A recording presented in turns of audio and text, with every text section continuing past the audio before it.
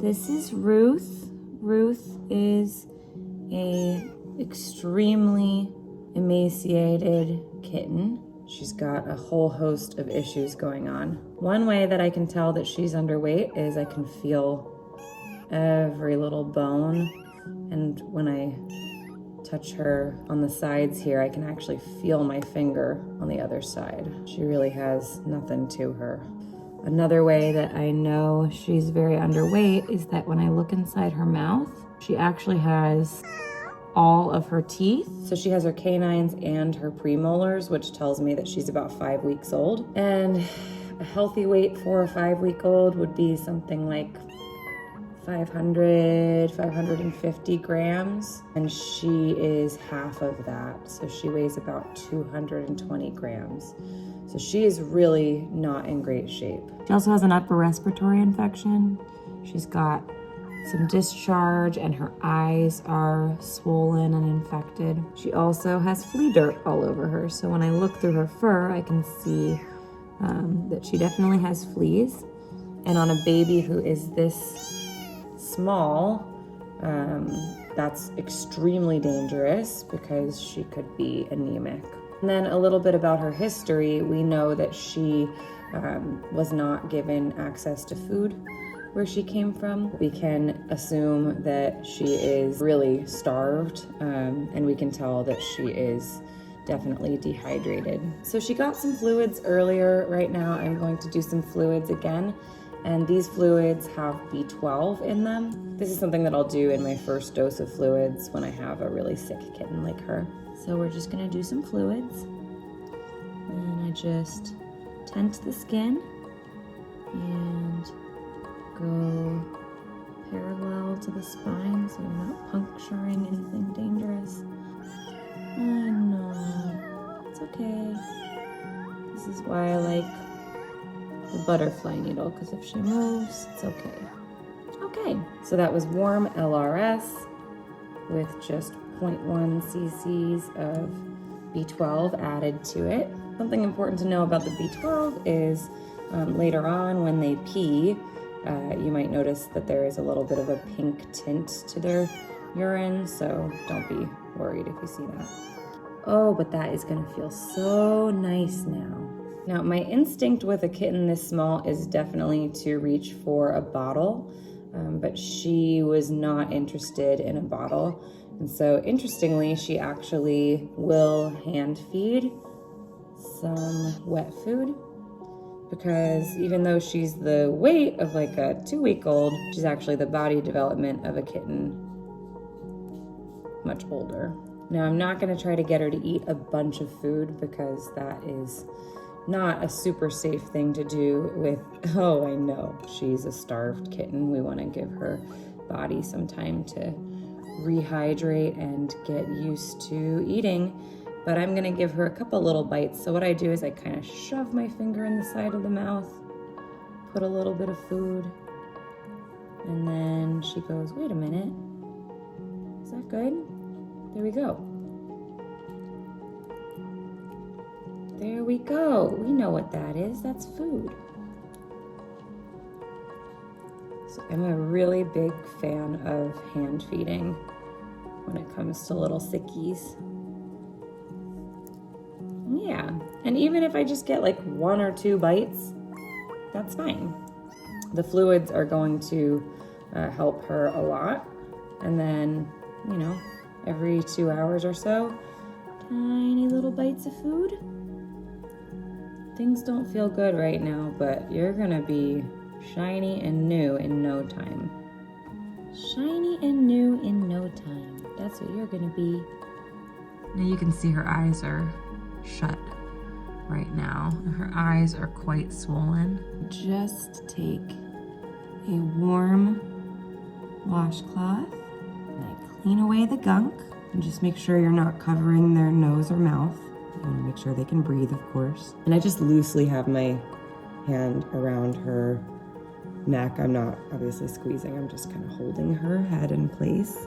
You never want it to like stay crusted over, so you want to get the eyes open. Then once the eye is open, I can apply a little strip of an ophthalmic antibiotic. and then you can kind of blink it into their eye. Blink, blink, blink. So now that antibiotic is on the eye and it can do some work. With a kitten who has an upper respiratory infection like this, you definitely want to talk to a veterinarian about an antibiotic. So she started Clavamox tonight, which is an oral antibiotic that she'll be on twice a day. And it's incredible what antibiotics do for a kitten, but you really don't want to delay.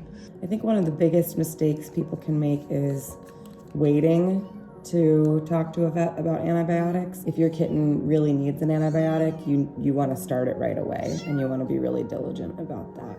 That's going to greatly increase their odds of survival and health. As I look through her hair, I can see all of this flea dirt in there, and fleas are really a no-no on any kitten, but especially a very frail kitten. However, she is so frail that I'm worried about bathing her right away. So what I think I'm gonna do is give her one evening just to settle in and get warm, and get a little bit of fluid in her, and then tomorrow we'll go ahead and do a bath. Decided to keep her in the incubator for the first night just because I'm worried about her temperature and just wanting to make sure that she stays really stable. So she's got her food and water and a little cozy hut, even another snuggle safe heat pad, and hopefully she'll just stay cozy and start getting better. Well, it's 5:30 in the morning, and Ruth has been in the incubator for about 10 hours now, and she has finally started trying to eat a little bit on her own. Yeah, you're trying to eat on your own. I know. You're perking up a little bit. You're perking up a little bit. Good morning, Ruth. Well, someone's looking spunky this morning. Are you spunky? So overnight, Ruth continued to get fluids and hand feeding. Now I'm gonna get her weight.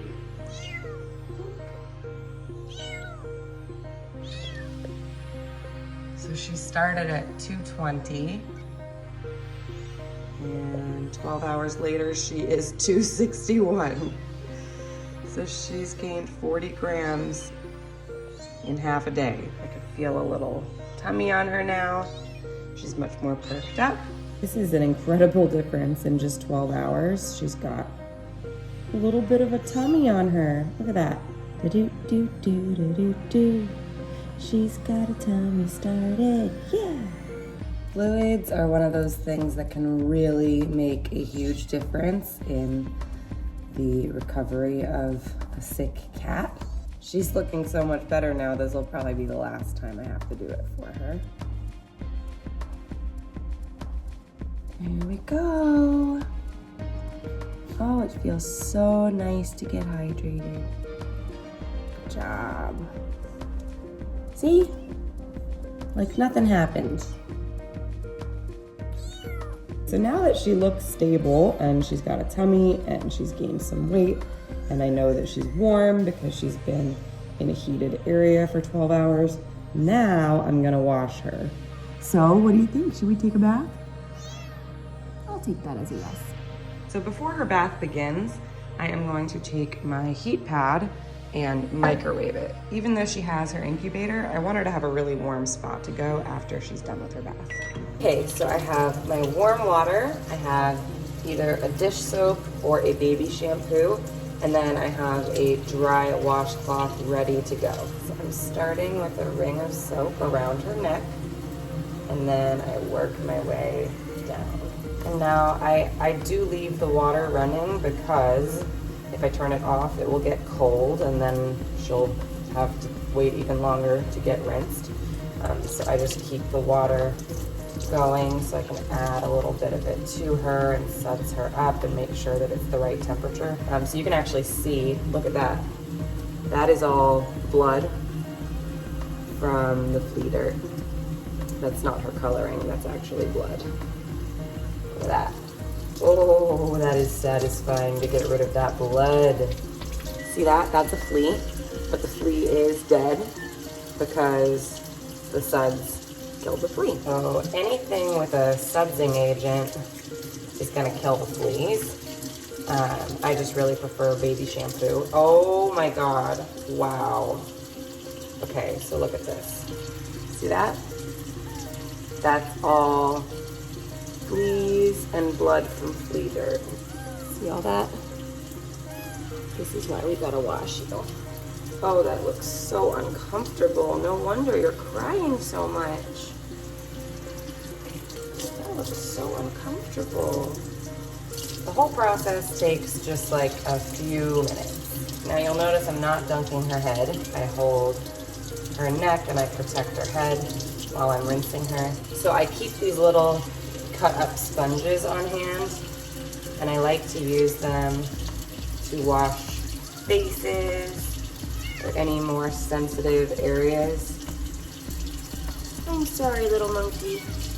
Okay, we'll call that done. Good job.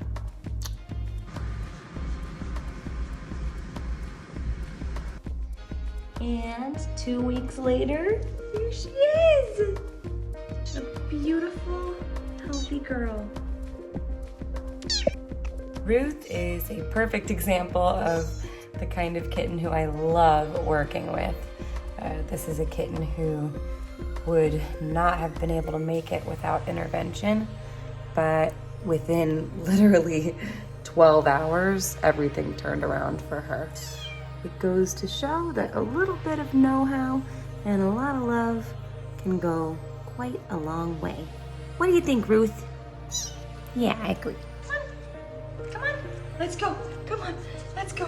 Here we go, here we go, here we go, here we go. Come on.